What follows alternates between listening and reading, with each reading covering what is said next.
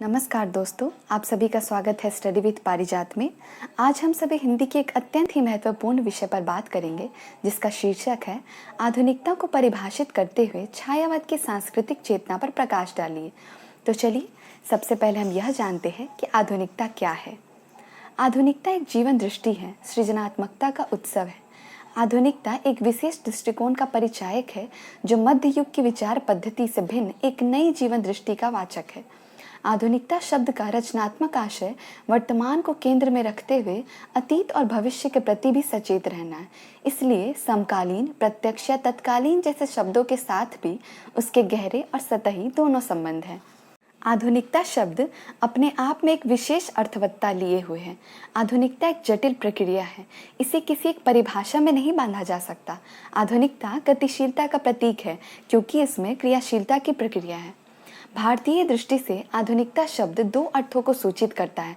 पहला, मध्यकाल से भिन्नता, और दूसरा, नवीन इहलौकिक दृष्टिकोण की सूचना।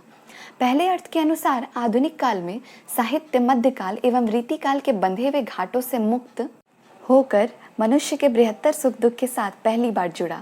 दूसरे अर्थ के अनुसार आधुनिक काल में धर्म, दर्शन, साहित्य आदि सभी के प्रति नए दृष्टिकोण का आविर्भाव हुआ।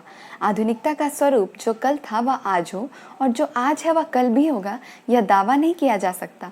आधुनिकता का स्वरूप शाश्वत रूप से परिवर्तनशील है।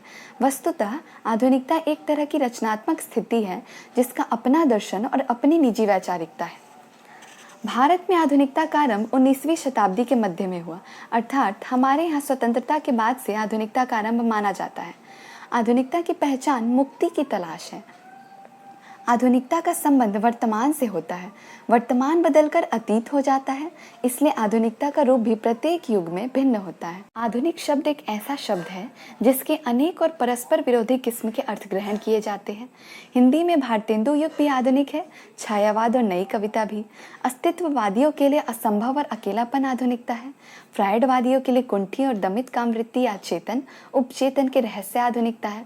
अनेक लोगों के अनुसार आधुनिकता वह है जो परंपरा से हटा हुआ हो, चौंका देने वाला हो। आधुनिकता को समझने समझाने के लिए अनेक विद्वानों ने परिभाषाएं दी हैं। सबसे पहले जो विद्वान है वह है कमलेश्वर। उनके अनुसार आधुनिकता वही है जो अपने ऐतिहासिक क्रम और सामाजिक संदर्भों से प्रस्फुटित हुई है, जो प्रभावों को ग्रहण करती है, पर अपने आंतरिक और बाह्य प्रारूपों में नितांत जातीय और राष्ट्रीय है। इसके पश्चात डॉक्टर नगेंद्र की परिभाषा है, जिसके अनुसार आधुनिकता का अर्थ व्यापक और गत्यात्मक मानना चाहिए।